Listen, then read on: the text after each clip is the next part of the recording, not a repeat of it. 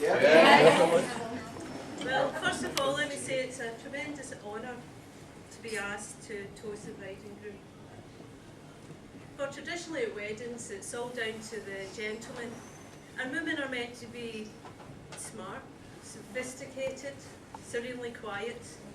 Well, I can be smart and quite sophisticated. Quiet.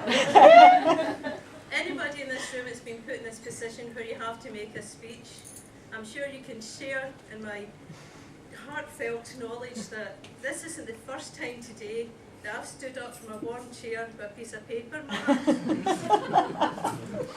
So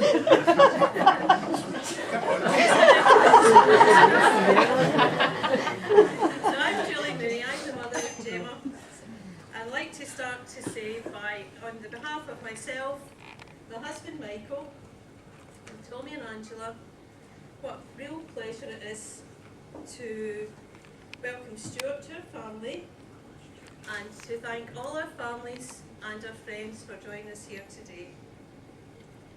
Although it evokes a touch of sadness, I cannot let this moment pass without mentioning those family loved ones who cannot be with us here today. Wherever they are, I'm sure our absent friends will be either looking down on us or thinking on us, and are very pleased and happy for Gemma and Stewart. I'd like to congratulate the happy couple and to tell Gemma how very beautiful she looks today. No, stunning.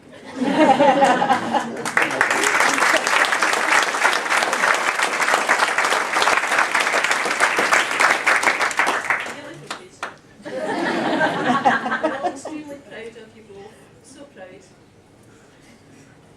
I have some special thanks to give, but before I do, I'd like to speak for a moment about Gemma and Stewart.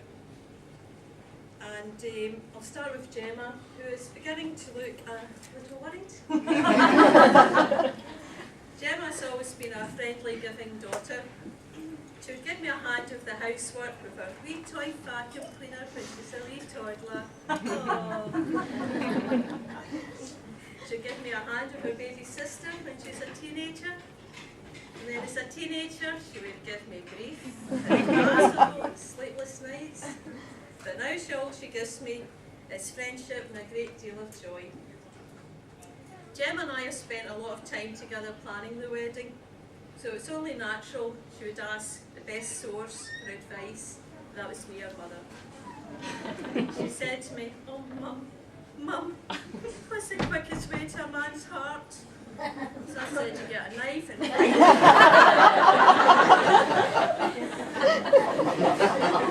one day we were sitting there, we're just sitting there chatting. She says, "I'm going to get married, Mum, but how do you keep a man happy?" And I thought, how do you keep a man happy? I had a good think, and I thought, and a wee old wives' tale that's been passed from mother to daughter throughout the generations.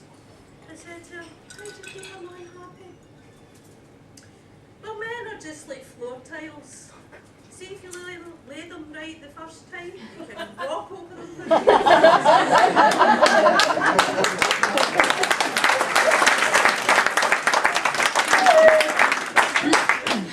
Obviously making the plans for today, we had a few emotional moments and a few wee tantrums, and I'm sorry Gemma, but I need my tantrums. And at one point we're thinking who should come to the wedding, who's going to sit with who likes who, you know, the usual family intricacies. And Gemma turned round to me, and it's really, really emotional, and I can feel myself filling up telling you this. But she turned round and said to me, "Mum, it's my wedding, and I only need one other person there." And I said to her, "Well, who would that be?" Thinking it might be me. "Who would that be, Gemma?" So she said to me, "I need the one person who makes me smile when I wake up in the morning, who gives me cuddles and love when I need them, and who makes me rush home from work every day." I said, "Tony the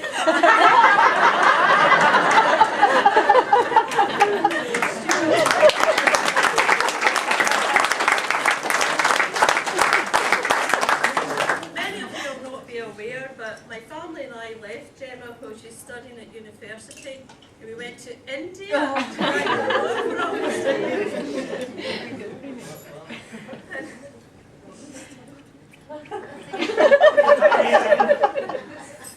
and it's during that time we were in India and Bangalore that Gemma met Stewart. So obviously when we came back from India and Bangalore, it was a case of meeting each other for the first time. So it's quite an awkward situation. I'm sure it was awkward for you too. Sure, you didn't know what to expect. You know, a good-looking woman like myself and put folk off a wee bit.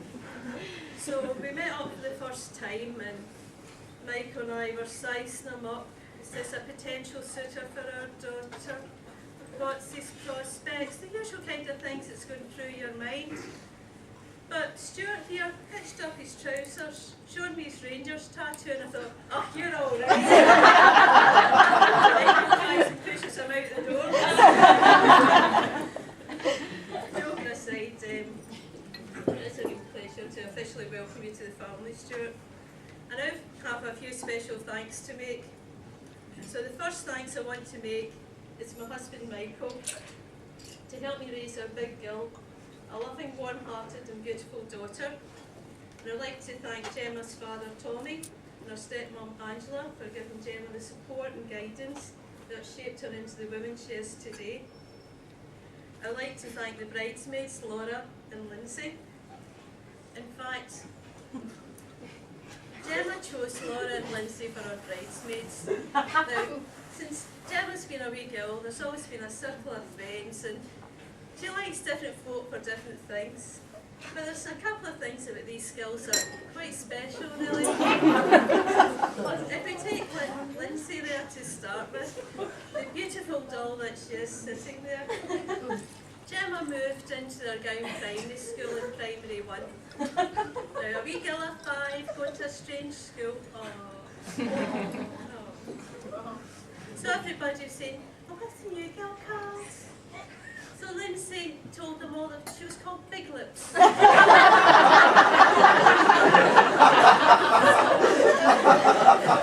started Primary 1 getting called Big Lips.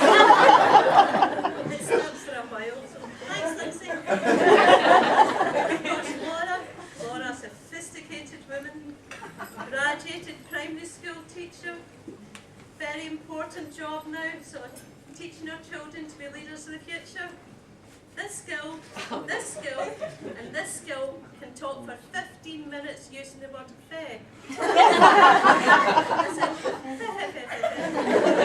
And that's what's teaching our children. These look beautiful. Not forgetting Rebecca and Melissa, Gemma's sisters, who were the mature bridesmaids. Helped Gemma enormously today. And of course, the best flower girl in the world. And who would that be? Perry Bell.